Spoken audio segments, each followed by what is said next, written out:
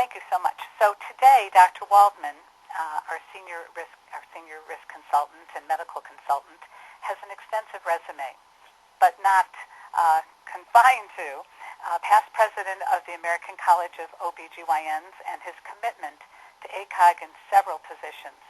He was the immediate past chairman of the Obstetrics and Gynecology Department at St. Joseph's Hospital in Syracuse, New York, and the past medical director of performance improvement. An interesting fact that some of you may not be aware of, Dr. Waldman established the first hospital-based midwifery practice in central New York, and he championed father-attended cesarean sections, the birthplace VBACs, the New York State Midwifery Bill, and the right for women to directly access their OBGYN. So for those of you who are postpartum hemorrhage, for those of you who have experienced it with your patients, something that you almost never forget. Are you ready to handle it when it happens? And for that, I'm going to turn the talk over to Dr. Waldman. And Dr. Waldman, here you go. Thank you, Peggy, and good afternoon, everybody. We're going to talk about postpartum hemorrhage today, and that postpartum hemorrhage occurs in 5% of all deliveries worldwide and is a leading cause of maternal mortality.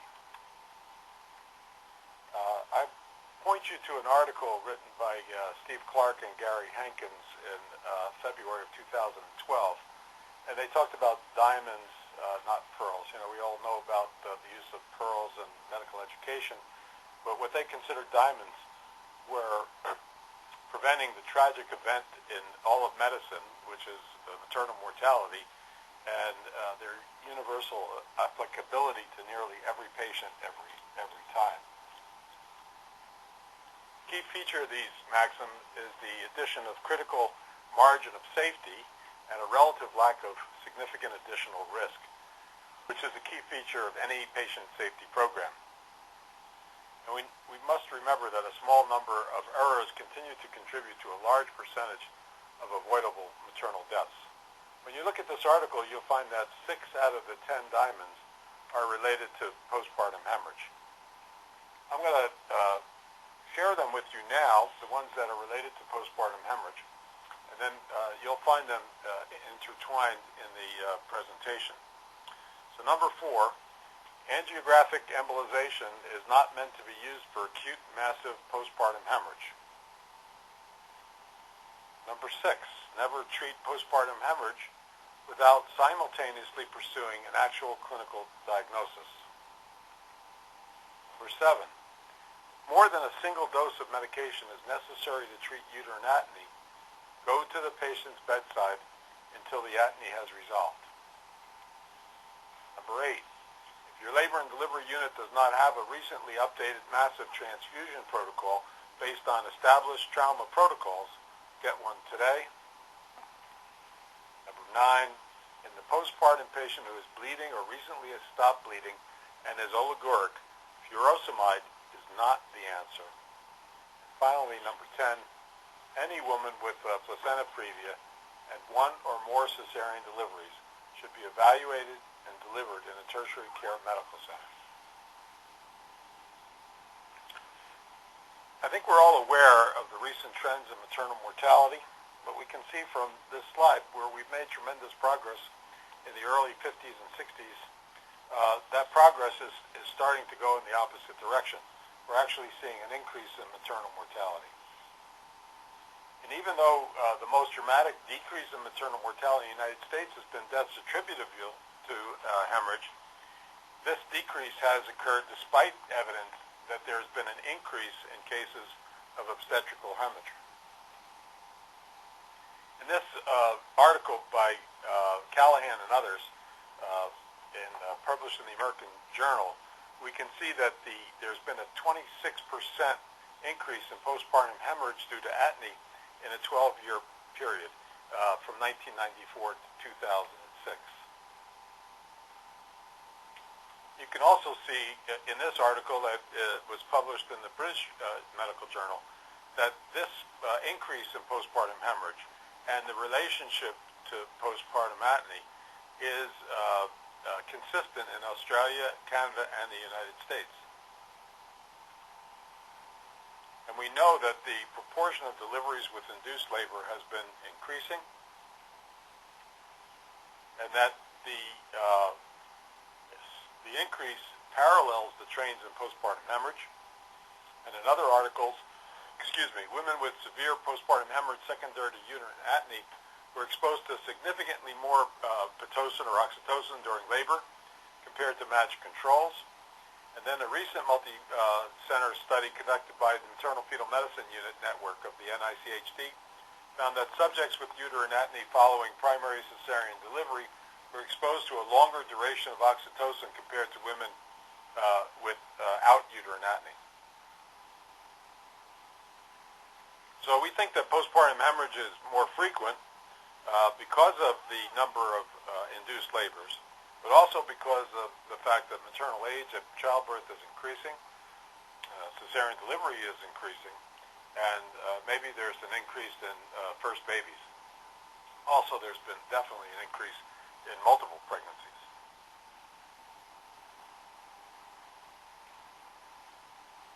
And in a recent review of more than 1 million births, all deaths from postpartum hemorrhage were deemed to have been preventable with better care. So postpartum hemorrhage is a frequent cause of maternal mortality, and bottom line is hopefully we can do a better job and decrease our maternal mortality rate even further. A lot of the work that I'm going to refer to now comes out of ACOG's District 2. They're doing a Safe Motherhood project, which is chaired by Mary Dalton and Cynthia Shazat. And a lot of the work on postpartum hemorrhage is chaired by Dina Goffman. I think they've done a great job. And what they've done is they've divided the key elements into 4 different groups. One is recognition and prevention. The other is response. The other is readiness. And the other is reporting systems learning and on every unit.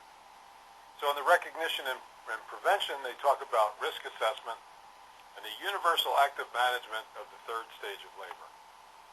In the readiness part, they talk about a blood bank with massive transfusion protocol, obstetrical hemorrhage cart and medication kit, and hemorrhage teams with education and drills for all the stakeholders. In the response to every hemorrhage, you should have a checklist and support for patients and families and staff for all significant hemorrhages. And then reporting systems learning, cultures of huddles and debriefing, multidisciplinary review of serious hemorrhages, and monitoring outcome and processes and metrics. So in antepartum risk assessment, what patients before labor do you know are going to have a problem with hemorrhage? For those with a suspected PREVIA, Accreta, INTRAPARTUM, or PREVIA, of course, those women with a BMI greater than 50, those women who have a clinically significant bleeding disorder, or other significant medical surgical risks. So for instance, consider the patients, for instance, Jehovah's Witnesses who are going to decline transfusions. And you should think about, if you're working in a small institution, of transferring these patients to an appropriate level of care for delivery. They divide the risk assessment antepartum, and I thought you might be interested in their recommendations for the timing of delivery with placenta Accreta. They're suggesting that those patients should be delivered between 34 and 35 and 6/7 weeks gestation. That placenta PREVIA should be delivered between 36 and 37 weeks and 6/7. Patients with a prior classical cesarean section should be delivered the same, between 36 and 37 and 6/7 weeks. And patients with a prior myomectomy should be delivered between 37 and 39 weeks. And if extensive myomectomy, deliver at 36 to 37 weeks. They also think that you should be looking at risk assessment during labor and during admission. And those patients are considered medium risk if they've had prior cesarean uterine surgery or multiple laparotomies, if they have had multiple gestation, twins, triplets, if they've more than 4 prior births, if they've had prior obstetrical hemorrhage, large fibroids, an estimated weight greater than 4,000 grams, obesity greater than 40 BMI, or hematocrit less than 30% on admission. And those patients should be typed and screened and review the protocol for hemorrhage. The high-risk patients would include those patients that have a placenta previa, a low-lying placenta, a suspected Accreta or PREVIA, a platelet count less than 70,000, active bleeding, known coagulopathy, or 2 or more medium risk factors together. Now, the intrapartum risk group would include chorioamnionitis, prolonged oxytocin greater than 24 hours, or a prolonged second stage of labor, or the use of magnesium sulfate during labor. And then the high-risk group would be active bleeding or 2 or more medium admission and or intrapartum risk factors. So, in other words, you want to be able to evaluate your patient before they hit the hospital, when they hit the hospital, and during labor, and be able to risk assess during the labor or even during the second stage. Any woman with a placenta previa and or more cesarean deliveries should be evaluated and delivered in a tertiary care center. This was diamond number 10. And despite the patient inconvenience, sometimes in the realm of medicine, we just have to manage patients in a referral center. The placenta accretas, as we all know, are more common because there's an increased cesarean section rate. And I think this means that every patient who's had a prior cesarean section should have a placental localization. And if an accreta is suspected, you should be referring to a high-volume center. And that high-volume center should have a multidisciplinary team available, multiple units of blood products, including 20 units cross-matched blood and 20 units of fresh frozen plasma, cell salvage technology, and consider ureteral stents. In other words, you want all of the opportunities for intervention that are available in modern medicine, if at all possible. In this study that comes out of Columbia with Mary Dalton's group, but it was written by Jason Wright, when you have regionalization for obstetrical hemorrhage for high-risk patients with peripartum hysterectomies, for instance, you can see that the mortality rate is 71% lower in the high-volume institutions. Perioperative surgical complications are 66% lower, and there's a lower rate of intensive care usage by half, or more than half. And so this is the justification for the regionalization of care when you're suspecting high-risk postpartum hemorrhage or anticipating the need for a hysterectomy, for instance.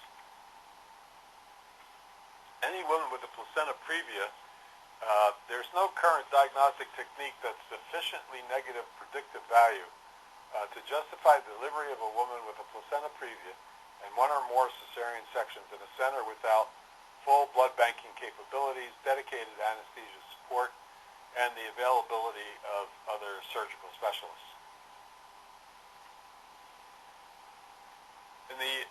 We talked a little bit above about the active management of the 3rd stage of labor. And active management means giving 10 units of oxytocin intramuscularly after delivery of the anterior shoulder, or 20 to 40 units as an intravenous infusion, or the third opportunity of deliver a way of utilizing the oxytocin.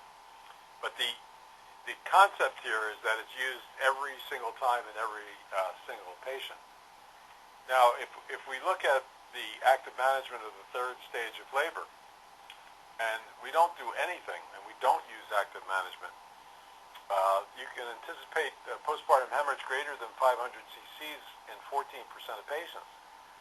But if you use active management, that's cut down to 5%. Severe postpartum hemorrhage occurs in 3% in the expectant group, 0.9% in the active management of labor group. Expectant management of postpartum hemoglobin less than 9 occurs 60% of the time, but in the active management group, 3%, so 50% decrease. Transfusion occurs 2% in the expected group and 0.8% in the active management group. And the need for additional medication occurs 17% in the expectant group, but that's decreased to 4% in the active management of the third stage. I think this makes a pretty clear case for utilizing routine oxytocin after delivery of the anterior shoulder.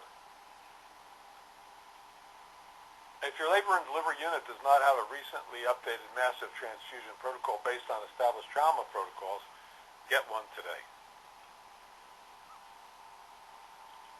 These trauma-based transfusion protocols are particularly useful in obstetrics because obstetrical hemorrhage and trauma are in a class by themselves in terms of the volume and the acuity of the blood loss. I think we all know that, right? Improved outcomes have been demonstrated in massively transfused patients who receive less crystalloid replacement, this is the newer theories, and earlier and more aggressive infusions of red cells, platelets, and especially fresh frozen plasma in ratios that are the approximate of those of whole blood. In other words, 1 to 1 to 1. And if you are able to give massively transfused patients red cells, platelets, and fresh frozen plasma in a 1 to 1 to 1 ratio, this may mitigate the lethal triad of acidosis, hypothermia, and coagulopathy, which often leads to death in the massively transfused patients. So when you have a blood bank massive transfusion protocol, you need to have, in order for have safe obstetrical care in our institutions, we have to have a functioning massive transfusion protocol. We have to have a functioning emergency release protocol, minimum of 4 units of O-negative uncrossed matched packed RBCs, the ability to obtain 6 units of packed RBCs and 4 units of fresh frozen plasma, compatible or type-specific for a bleeding patient, and a mechanism in place to obtain platelets and additional products in a timely fashion. And I think the massive transfusion protocol should also involve a collaboration with your blood bank. What we were finding in our institution before we established a massive transfusion protocol, that we would call down and ask for the blood, and then we wouldn't hear anything, and so we'd call the blood bank and ask the technician what's happening with the blood, and the blood bank technician would say, every time you call us, you take me away from getting the blood ready for transfusion. And so working collaboration with your blood bank is a very important facet. And now if we declare an obstetrical hemorrhage, the blood bank automatically calls in additional people, including the management of the blood bank, and they know that they're going to get 6 units of blood ready as quickly as they possibly can. So any massive transfusion protocol should be in collaboration with your blood bank. They need to understand that you need the blood, you need it in a hurry, and you should have a functioning emergency release protocol and the ability to get many more units of blood as soon as possible. When the patient is bleeding or at risk for uncontrollable bleeding, and you notice it, that means you have to activate that obstetrical hemorrhage protocol or massive transfusion protocol. And the nurses and anesthesia draw stat labs, which include a type and cross match, a hemoglobin and platelet count, the PT and PTT, fibrinogen, and blood gases as needed. And if you have an immediate need for transfusion based on the clinical findings, you give 2 to 4 units of O-negative packed red blood cells. That's what we're talking about when we say the OB emergency release protocol.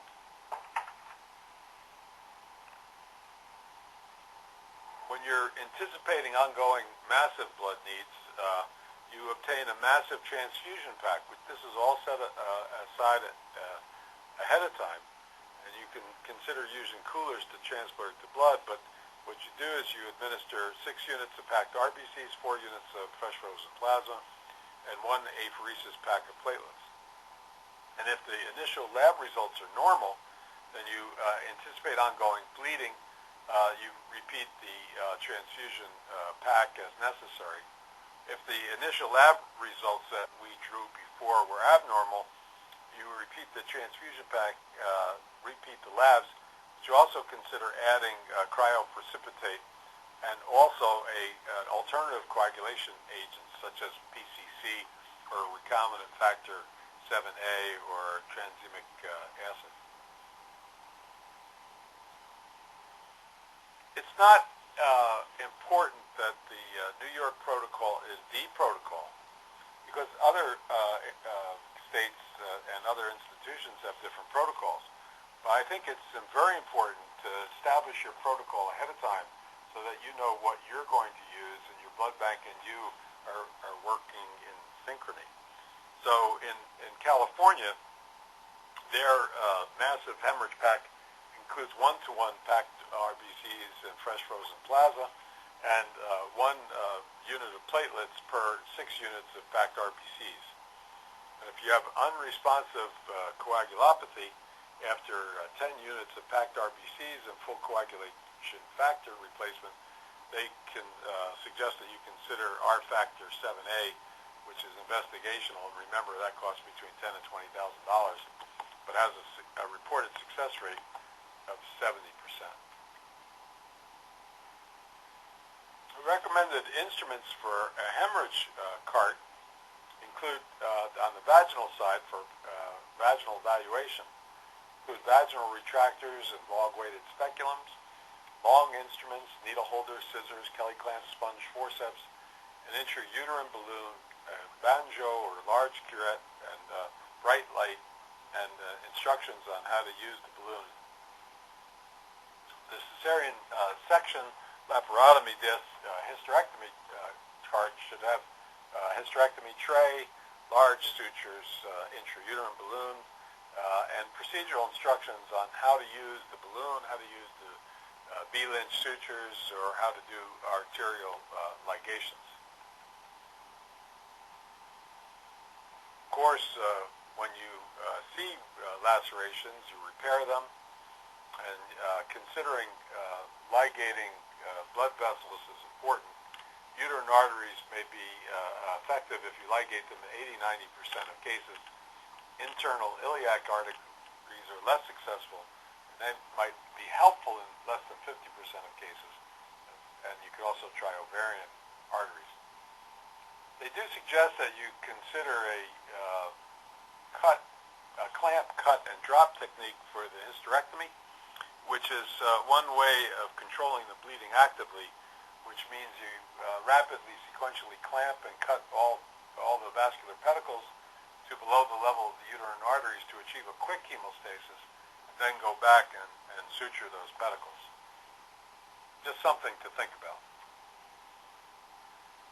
The medication kits should contain things that you're used to, but they should be in every kit. That's the oxytocin, the hemabate, the cytotec tablets, and the methergin. Some of these things do require refrigeration. Hemorrhage response teams, we talk about drills and education for the teams are critical. So, for instance, if you have a postpartum hemorrhage tonight at 3 o'clock in the morning, have you an arrangement with your gynecological oncologist or your maternal fetal medicine specialist to come in at 3 o'clock in the morning to do and assist on the emergency hysterectomy? Do you have a general OBGYN who's particularly useful in those situations? Can you call on your critical care team? Can you call on your general surgery team? Can you call on your urology team or your vascular team or your trauma team?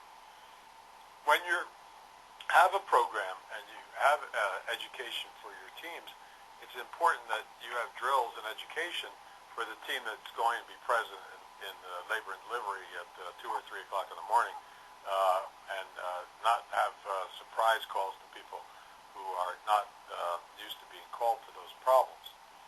Anesthesia should know that they might need 2 or 3 people in the room at the time when they're having a massive hemorrhage. and nurses should know that they need additional support. And we talked a little bit before about the administrative support for the blood bank and laboratory staff. All these things are important considerations, and all these things should be planned ahead of time. Just a reminder that estimating the blood loss at the time of any time of bleeding episode is difficult. Usually some of it's hidden, as we all know, and otherwise you're making mostly visual estimates, and it's very common to underestimate the amount of bleeding.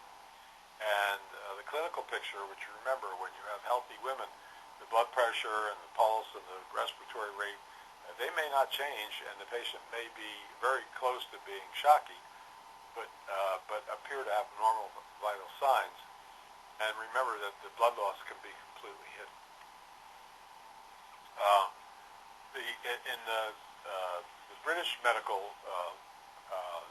Journal, they recommend in 2009, they recommend that training should be provided to all staff involved in maternity care concerning the assessment of the blood loss and the monitoring of women after childbirth.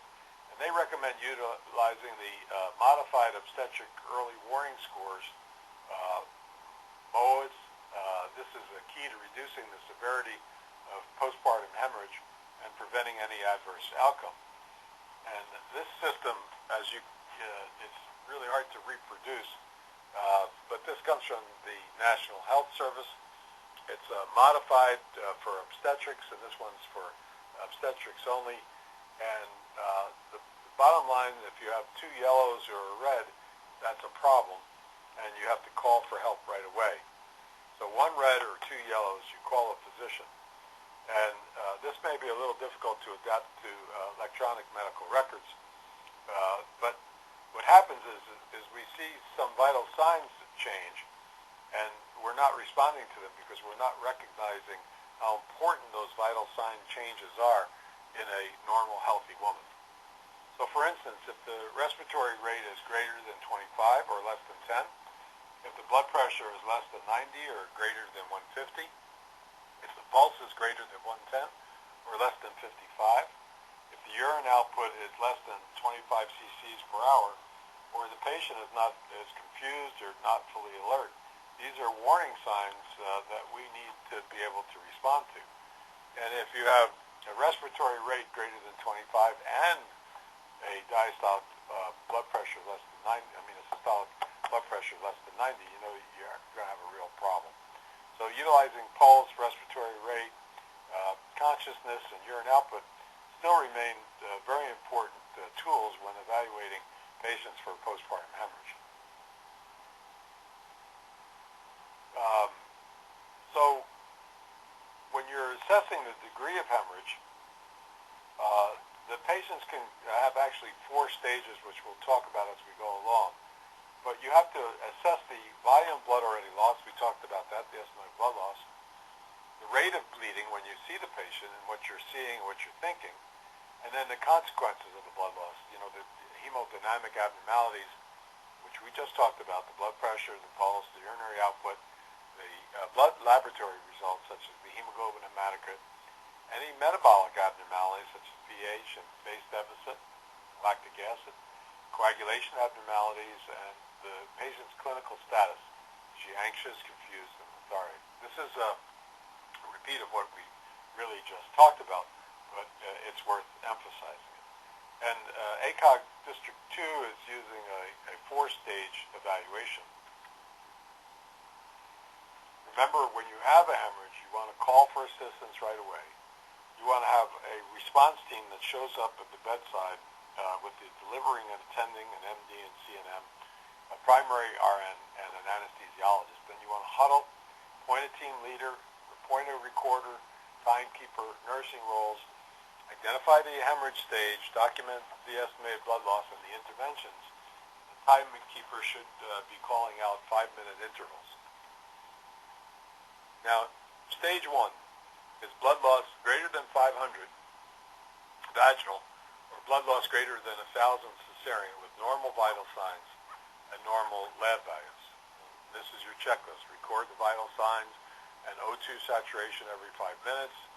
record the cumulative blood loss, insert the Foley catheter, have IV access at least a 16 gauge if possible, increase the IV fluids, and fundal massage, determine and treat atony or bleeding causes, and call the blood bank and type across at least 2 units of packed red blood cells. Now remember, we said in the beginning, never treat postpartum hemorrhage without simultaneously pursuing an actual clinical diagnosis. When confronted with the clinical signs of postpartum hemorrhage, aggressively pursue a specific diagnosis and give appropriate specific therapy for that diagnosis while supporting the patient with a blood and component therapy as necessary. So never treat postpartum hemorrhage without diagnosing it. And postpartum hemorrhage is not a diagnosis. It's a clinical sign of the underlying condition. So that's like making a diagnosis of postpartum hemorrhage in a bleeding patient is the same as making a diagnosis of fever in a septic patient. Postpartum hemorrhage has a short list of differential diagnosis, thank goodness. So the 4 T's, just to remind you, I know you're all aware of this: atony, distended bladders, tissue, retained placenta or clots, trauma, uterine, cervical, or vaginal injury, thrombin, pre-existing or acquired coagulopathy. After extensive hemorrhage without adequate replacement of clotting components or in the presence of significant prolonged tissue hyperperfusion, coagulation may also complicate the 3 major primary diagnoses. So after a while, you can have a coagulation problem, and that's a secondary cause of the bleeding. We continue to see avoidable maternal deaths resulting from a clinician giving repeated doses of prostaglandins for the treatment of quote-unquote postpartum hemorrhage for what is ultimately determined at autopsy to be a uterine rupture or a placenta accreta. So remember, if more than 1 single dose of methergin or prostaglandin is necessary to treat uterine atony, the patient needs an evaluation by an obstetrician at the bedside until the atony has been resolved. I think this is a really important diamond for everybody to keep in mind, because even in our hospital, we've seen cases where the patient is bleeding, a call is made to the attending who's not at the bedside, prostaglandins are given, and unnecessary delay has occurred, and communication is sometimes not clear enough for the attending official to get there.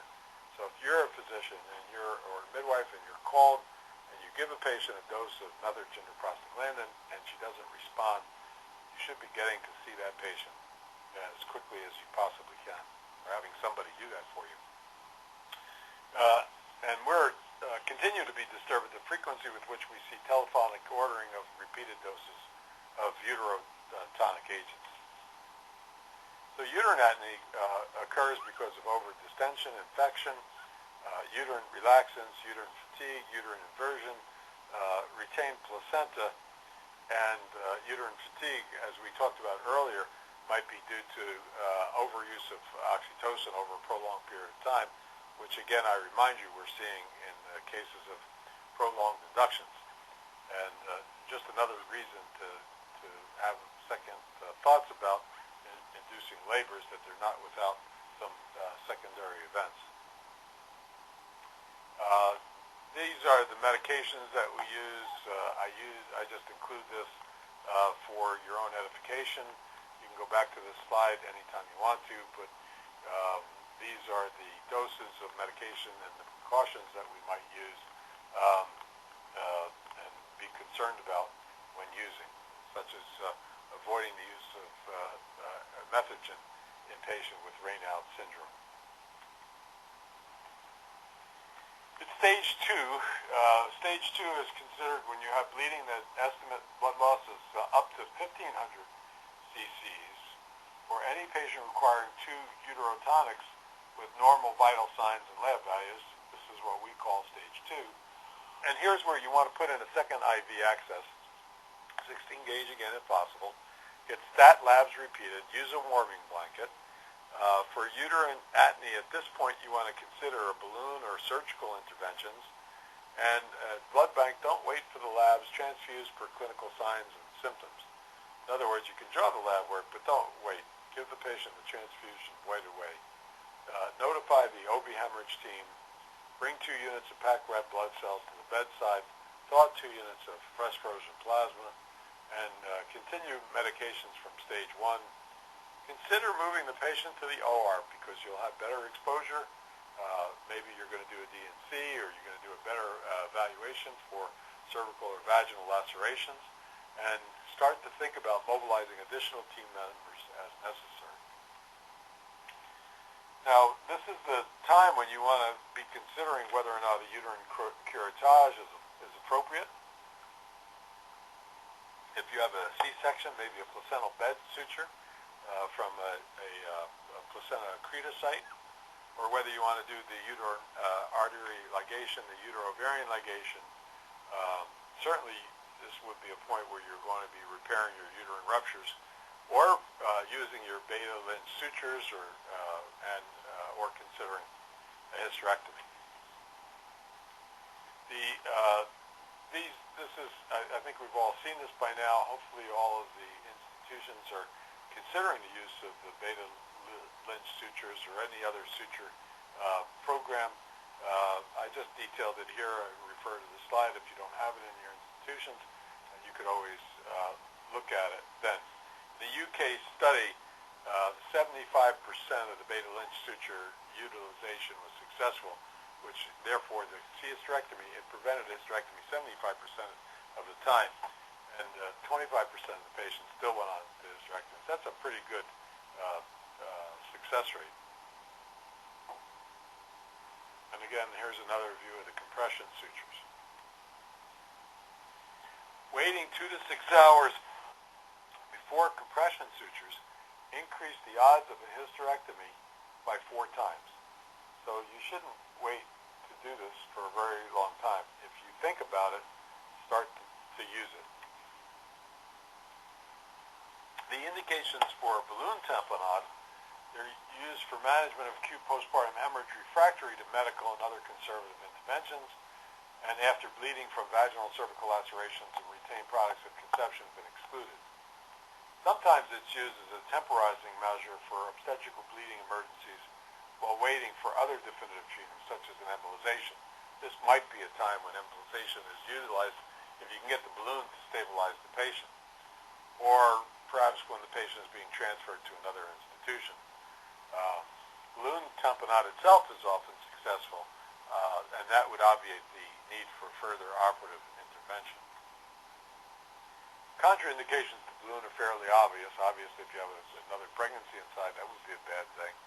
If you have suspected arterial bleeding, you're better off trying to get that bleeder clamped off. Cervical cancer, some uterine anomalies, large distorting fibroids or congenital abnormalities.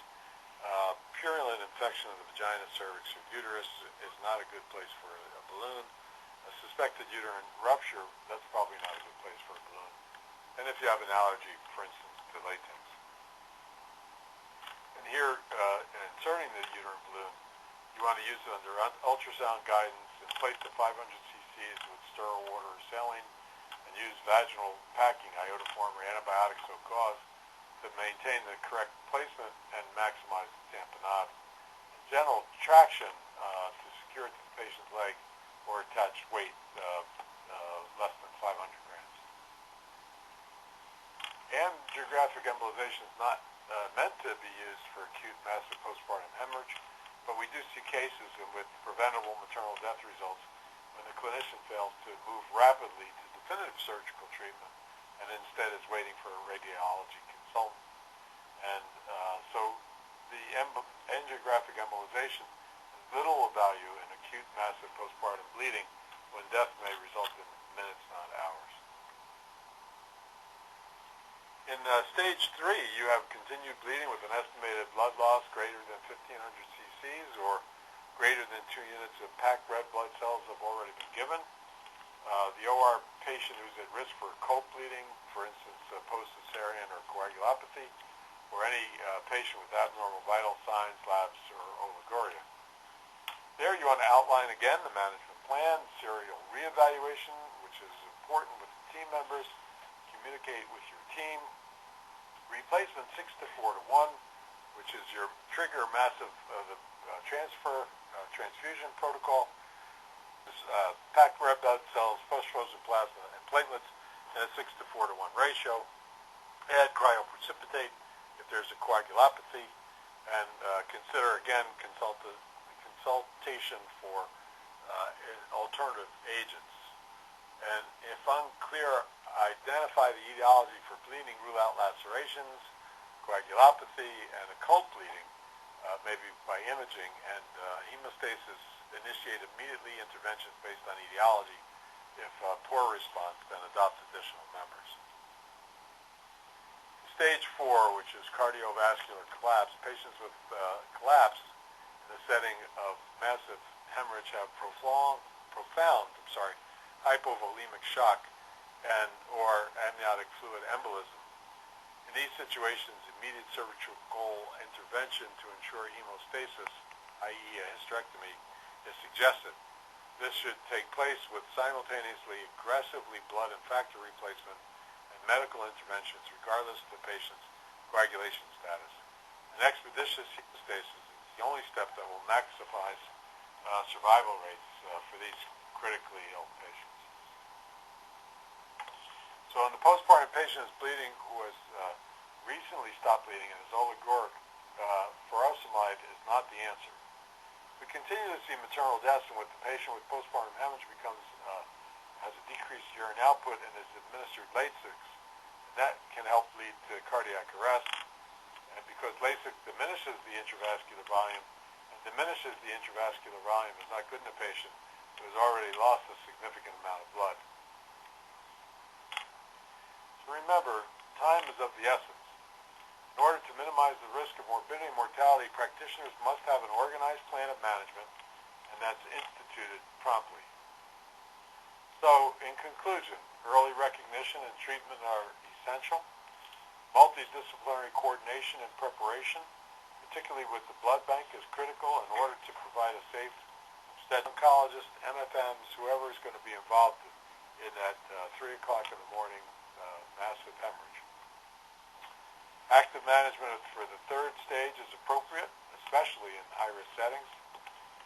Refer to a high-volume institution with a known placenta PREVIA, where expertise is useful, which we talked about. A standardized approach to obstetrical hemorrhage includes a clearly defined stage checklist of appropriate actions to be taken in emergency situations that can help to improve patient outcomes. So I want to thank you, and be happy to try and answer any questions today, or if you email us later, I'll be happy to answer any questions by email in the future.